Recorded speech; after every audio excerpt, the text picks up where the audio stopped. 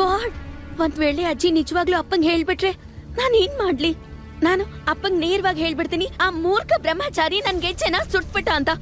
ಆದ್ರೆ ಅಪ್ಪ ನನ್ನ ನಂಬದೆ ಹೋದ್ರೆ ಇವಾಗ ನಾನು ಏನ್ ಮಾಡ್ಲಿ? ಎಂತ ಕಷ್ಟಕ್ಕೆ ಸಿಕ್ಕಾಕೊಂಡೆ, ನಾನು ಏನ್ ಮಾಡ್ಲಿ?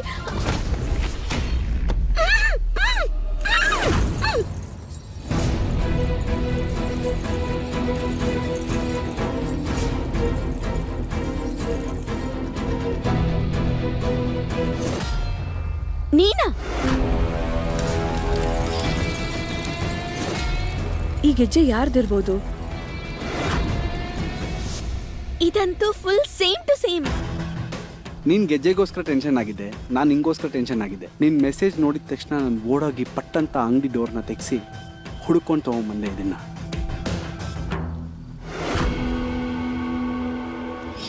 ಅವನು ಯಾವಾಗಲೂ ನಿನ್ನ ನೆರಳಾಗಿರ್ತಾನೆ. ಮತ್ತೆ ನೀನು ಸುಳ್ಳು ಹೇಳೋದ್ರ ಬಗ್ಗೆ ಯಾವತ್ತೂ ಯೋಚನೆ ಮಾಡಬಾರ್ದು. ರೋಹನ್, ನೀನ್ ತಂದ್ ಕೊಟ್ಟಿದ್ ಒಳ್ಳೇದಾಯ್ತು, ಆದ್ರೆ ನೀ ಇಲ್ಲಿ ಬರ್ಬಾರ್ದಿತ್ತು. ರೋಹನ್, ನನ್ನ ಅಪ್ಪನ ಹತ್ರ ಸುಳ್ಳು ಹೇಳಕ್ಕಾಗಲ್ಲ. ನಮ್ ಸಂಬಂಧದ ಬಗ್ಗೆ ಹೇಳ. ನಿಂಗೆ ಗೊತ್ತಲ್ವಾ, ನಾನು ನಿನ್ ಬಿಟ್ಟು 2 ನಿಮಿಷನೂ ಇರೋಕ್ಕಾಗಲ್ಲ ಅಂತ. ಆ ದರಿದ್ರ ಬಾಡಿಗಾರ್ಡಿಂದ ನಾವಿಬ್ರು ಮೀಟ್ ಮಾಡದೆ 2 ದಿನ ಆಯ್ತು. ಆ 2 ದಿನದಲ್ಲಿ ನಂಗೆ ಅರ್ಥ ಆಯ್ತು, ನಾವಿನ್ ತಡ ಮಾಡಿ ಪ್ರಯೋಜನ ಇಲ್ಲ. ನಾನು ಆದಷ್ಟು ಬೇಗ ನಮ್ಮ ತಂದೆ ತಾಯಿ ಹತ್ರ ಮಾತಾಡ್ತೀನಿ. ನೀನು ಕೂಡ. ನಿಜವಾಗ್ಲೂ? ಸರಿ, ನಾಳೆ ಸಂಜೆ ಅಪ್ಪ ಡೆಲ್ಲಿಯಿಂದ ಬರ್ತಾರೆ. ಸಂಜೆ ನಾಟಕನೂ ಇದೆ. ಅದಾದ್ಮೇಲೆ ಮನೆಗ್ ಬಂದು ಅಪ್ಪನ ಹತ್ರ ನಿಧಾನವಾಗಿ ಮಾತಾಡ್ತೀನಿ, ಸರಿನಾ? ರೋಹನ್, ನೀನ್ ಇವಾಗ ಹೊರಡು. ಯಾರಾದ್ರೂ ನೋಡಿದ್ರೆ ತೊಂದರೆ ಆಗತ್ತೆ. ಹೋಗು ಹೋಗು.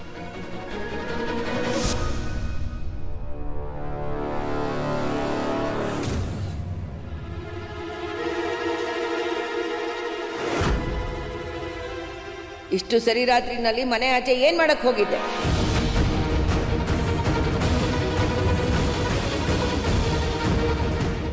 ಏನಿದು?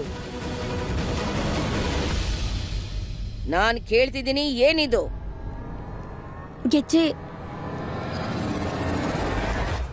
ಗೆಜ್ಜೆ ಸಿಕ್ಬಿಡ್ತು.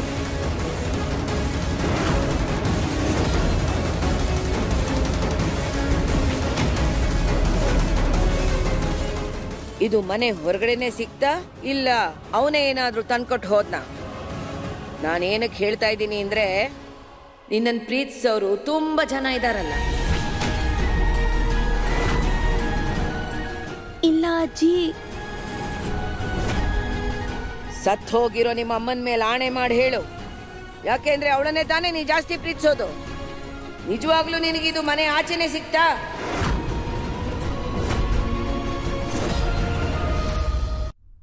ಏನಜ್ಜಿ, ಯಾಕೆ ಒಂದು ಗೆಜ್ಜೆಗೋಸ್ಕರ ಅವಳು ಹಿಂದೆ ಬಿದ್ದಿದ್ದೀರಾ ನೀವು? ಅಜ್ಜಿ, ಅವಳು ನಿಮ್ಮ ಮೊಮ್ಮಗಳೇ ತಾನೆ? ಮೊಮ್ಮಗಳೇ ಕಣೋ. ಆದ್ರೆ ನಿಂತರ ಮೊಮ್ಮಗ ಅಲ್ವಲ್ಲ. ನಾ ಪ್ರಪಂಚಕ್ಕೆ ಹೆದರಲ್ಲ, ಆದ್ರೆ ಒಂದ್ ವಿಷಯಕ್ಕೆ ಹೆದರ್ತೀನಿ. ಎಲ್ಲಿ ಇವಳು ಓಡ್ ಹೋಗಿದ್ದವ್ರ ಅಮ್ಮನ ತರನೇ ಬಣ್ಣ ಬದಲಾಯಿಸ್ತಾಳೋ ಅಂತ. ರಾಮ ರಾಮ ರಾಮ ರಾಮ ರಾಮ ರಾಮ.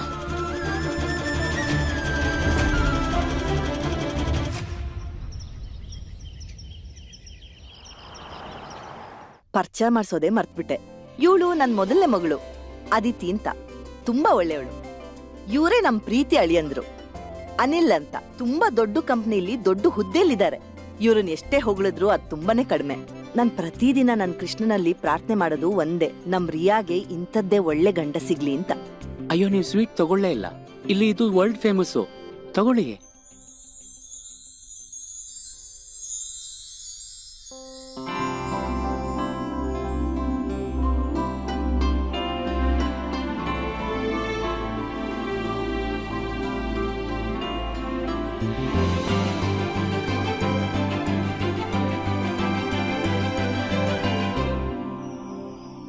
ಎಲ್ಲಿ ತನಕ ಓದಿದ್ಯಮ್ಮ?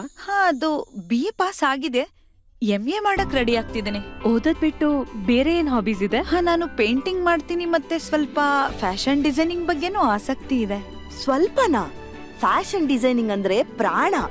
ಎಲ್ಲದೂ ತಿಳ್ಕೊಂಡಿದ್ದಾಳೆ. ಎಂಬ್ರಾಯ್ಡ್ರಿ, ಕಾರ್ಡ್ರೆ, ಡಿಸೈನು ಎಲ್ಲದು. ಅರೆ, ನಮ್ ಹುಡ್ಗಂಗ್ ಏನೋ ಕಮ್ಮಿ ಇಲ್ಲ. ರಿಂಗ್ ರೋಡ್ ಹತ್ರ ಸೂಪರ್ ಮಾರ್ಕೆಟ್ ಇದೆಯಲ್ಲ, ಅಲ್ಲಿದು ಮ್ಯಾನೇಜರ್ ನನ್ ಮಗ. ನಮ್ಗಿರೋನು ಇವನೊಬ್ನೇ ಗಂಡ್ ಮಗ. ಇಲ್ ನೋಡಿ, ಒಳ್ಳೆ ಮನೆತನದಿಂದ ಬಂದಿರೋ ಮಕ್ಳು ಅಂದ್ರೆ ಪೊರ್ಕಿಗಳ್ ತರ ರೋಡಲ್ಲಂತೂ ತಿರ್ಗಲ್ಲ ಅಲ್ವಾ? ಅದಕ್ಕೆ ಅವ್ನ್ ಕೆಲ್ಸ ಅಂತ ಮಾಡ್ತಿದ್ದಾನೆ. ಅಯ್ಯೋ ತಗೊಳ್ಳಿ, ಮೊದಲು ನೀವು ಬಾಯಿ ಸಿಹಿ ಮಾಡ್ಕೊಳ್ಳಿ. ಅರೆ ಇಲ್ಲ ಇಲ್ಲ ಬೇಡ, ಎಲ್ಲಾ ಮಾತುಕತೆ ಸರಿಯಾಗಿ ಆದ್ರೇನೆ ನಾನ್ ಸ್ವೀಟ್ ತಿನ್ನೋದು.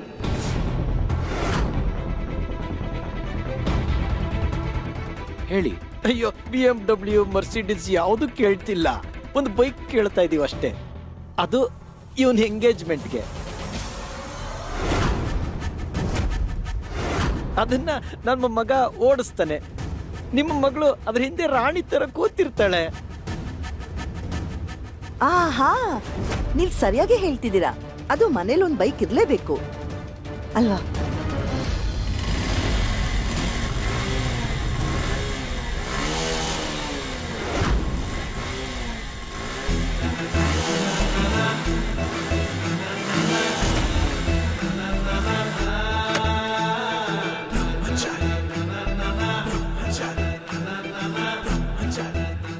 ಬೈಕ್ ನೋಡ್ಕೊಳ್ಳೋ ವಿಚಾರದಲ್ಲಿ ಹೆಚ್ಚು ಕಡಿಮೆ ಆದ್ರೂ ಪರವಾಗಿಲ್ಲ, ಆದ್ರೆ ನನ್ನ ತಂಗಿ ಕಡೆ ಗಮನ ಕೊಡೋ ವಿಚಾರದಲ್ಲಿ ಸ್ವಲ್ಪ ಹೆಚ್ಚು ಕಡಿಮೆ ಆದ್ರೂ ಸರಿ ಇರೋದಿಲ್ಲ. ಅಣ್ಣ,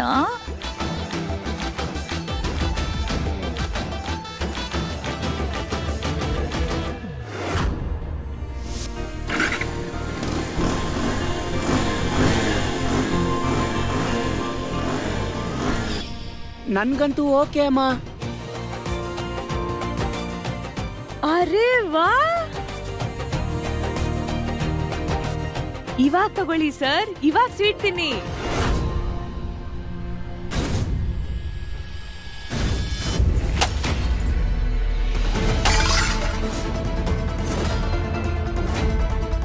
ಭಾವಂದ್ರೆ,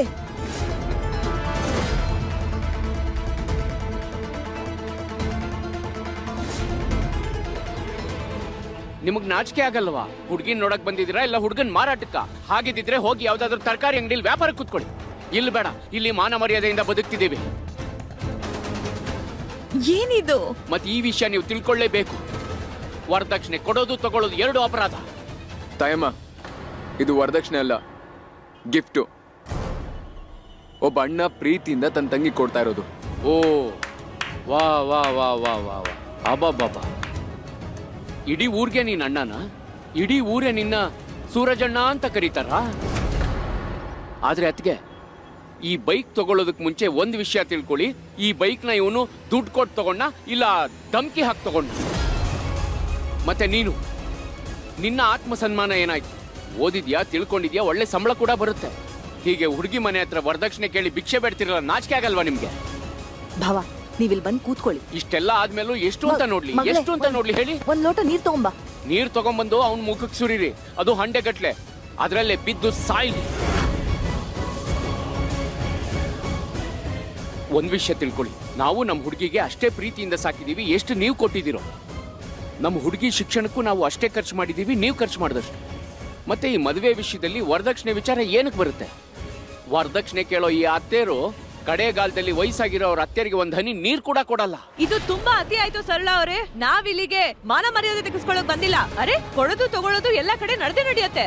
ನನಗನ್ಸತ್ತೆ ನಿಮ್ ಭಾವನವ್ರು ಇದಾರಲ್ಲ, ಅವರು ಜೀವನ ಪೂರ್ತಿ ನಿಮ್ ಮಗಳನ್ನ ಮನೆಯಲ್ಲೇ ಕುಡ್ಸ್ಕೊಂಡಿರ್ತಾರೆ. ರೀ ನಡೀರಿ, ನಾವೇನಕ್ಕೆ ಇಲ್ಲಿ ಇರ್ಬೇಕಿನ್ನು? ಒಂದ್ ಸ್ವಲ್ಪ ಕೇಳಿ, ಕೂತ್ಕೊಂಡ್ ಮಾತಾಡೋಣ.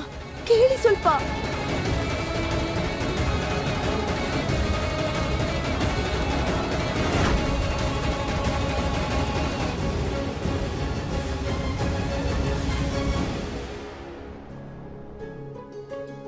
ಉಡುಪಿ ಶ್ರೀಕೃಷ್ಣ, ನಾನ್ ಸೋತೆ.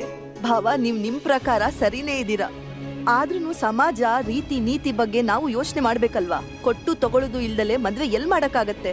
ವರದಕ್ಷಿಣೆ ಬಗ್ಗೆ ಮಾತಾಡದೇ ಇರೋನೇ ನಿಜವಾಗ್ಲೂ ಒಳ್ಳೆ ಹುಡುಗ ಆಗಿರ್ತಾನತ್ಗೆ. ನಮ್ ದೊಡ್ಡಹಳ್ಳಿ ಅಂದ್ರೆ ನೋಡಿ, ಯಾವತ್ತಾದ್ರೂ ವರದಕ್ಷಿಣೆ ಬಗ್ಗೆ ಮಾತಾಡಿದಾರ? ವರದಕ್ಷಿಣೆ ತಗೊಂಡ್ ಮದ್ವೆ ಆದ್ರ? ಈ ತರ ಹುಡುಗ ಬೇಕು ಅಂದ್ರೆ ರಿಯಾ ಮುಂದಿನ ಜನ್ಮ ಎತ್ ಬರ್ಬೇಕಾಗತ್ತೆ. ಹಾಗಂತ ಒಬ್ಬ ಗೂಂಡಾ ಸಂಪಾದನೆ ಮಾಡಿರೋ ಕೆಟ್ಟ ಹಣದಲ್ಲಿ ವರದಕ್ಷಿಣೆ ಕೊಟ್ಟು ನಮ್ ಹುಡುಗಿನ ಮನೆಯಿಂದ ತಳ್ಳಿಬಿಡೋಣ ಅಂತನ? ಆ ವರದಕ್ಷಿಣೆ ಕೊಡೋ ದುಡ್ಡು ಎಲ್ಲಿಂದ ಬಂತು, ಹೇಗ್ ಬಂತು, ಯಾರಿಂದ ಬಂತು, ಅದರಲ್ಲಿ ರಕ್ತ ಎಷ್ಟು ಹರಿದಿದೆ ಅಂತ ಯಾರಿಗ್ ಗೊತ್ತು?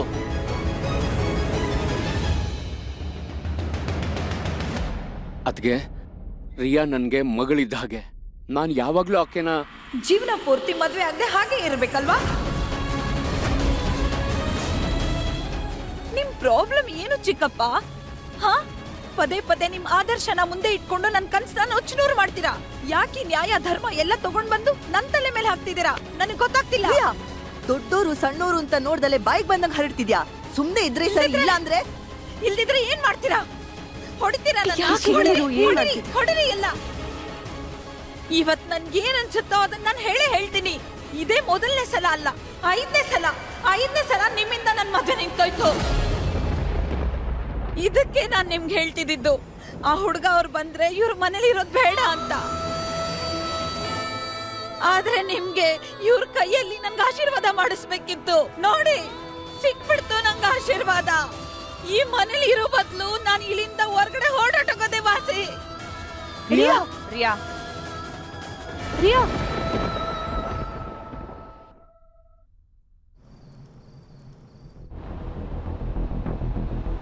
ಆದ್ರೆ ಅದಕ್ಕೆ ಈ ಬೈಕ್ ತಗೊಳ್ಳೋದಕ್ಕೆ ಮುಂಚೆ ಒಂದು ವಿಷಯ ತಿಳ್ಕೊಳ್ಳಿ. ಈ ಬೈಕ್ನ ಇವನು ದುಡ್ಡು ಕೊಟ್ಟು ತಗೊಂಡ ಇಲ್ಲ ಧಮ್ಕಿ ಹಾಕಿ ತಗೊಂಡ. ಆ ವರದಕ್ಷಿಣೆ ಕೊಡೋ ದುಡ್ಡು ಎಲ್ಲಿಂದ ಬಂತು, ಹೇಗ್ ಬಂತು, ಯಾರಿಂದ ಬಂತು, ಅದರಲ್ಲಿ ರಕ್ತ ಎಷ್ಟು ಹರಿದಿದೆ ಅಂತ ಯಾರಿಗೆ ಗೊತ್ತು? ನನ್ ಗಾಡಿನಲ್ಲಿದ್ದಾಗ ಕಾಲಲ್ಲೇ ಇತ್ತು ನನ್ ಗೆಜ್ಜೆ, ಆಮೇಲೆ ಎಲ್ಲೋ ಕಾಣಿಸ್ತಾ ಇಲ್ಲ. ನೀನ್ ನೋಡಿದ್ಯಾ? ಬೆಂಕಿಗೆ ಹಾಕ್ದೆ ನಾನು.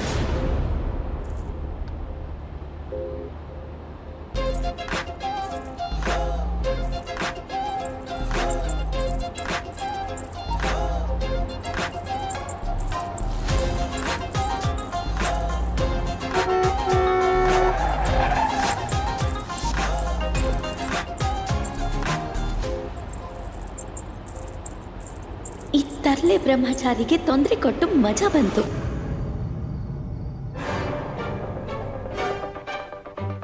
ಹಾಯ್.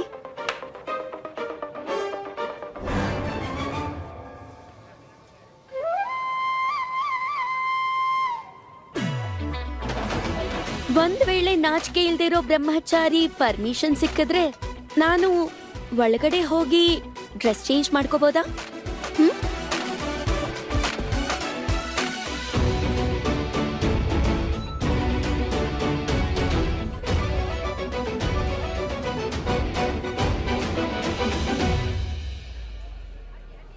ಸಾವಿರಾರು ಜನ ಇದ್ದಾಗ್ಲೂ ಕೂಡ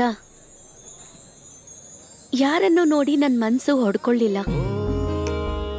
ಆದ್ರೆ ನಿನ್ನ ನೋಡಿ ಇದಕ್ಕೇನಾಗತ್ತೆ ಅಂತಾನೆ ಗೊತ್ತಿಲ್ಲ. ನಿನ್ ಬಗ್ಗೆ ಯಾಕೆ ಇಷ್ಟೊಂದು ಹುಚ್ಚಿಡ್ತಿದೆ? ಮತ್ತೆ ನೀನು ನನ್ನ ಮನ್ಸಿನ ಬಾಗ್ಲನ್ ತೆಗೆದು ನನ್ನ ಅಪ್ಪಣೆ ಕೂಡ ಇಲ್ದೆ ಒಳಗಡೆ ಸಿಂಹಾಸನ ಹಾಕೊಂಡ್ ಕೂತಿದ್ಯಾ. ನನಗನ್ಸತ್ತೆ ನನ್ ಕೋಪದ ಹಿಂದೆ ಇರೋ ಅಂತಹ ನನ್ನ ಪ್ರೀತಿನ ನೀನ್ ನೋಡಿದ್ಯಾ ಅಂತ.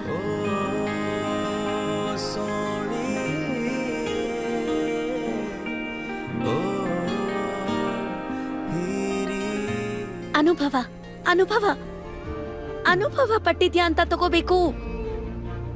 ಅನುಭವಿಸಿದ್ಯಾ?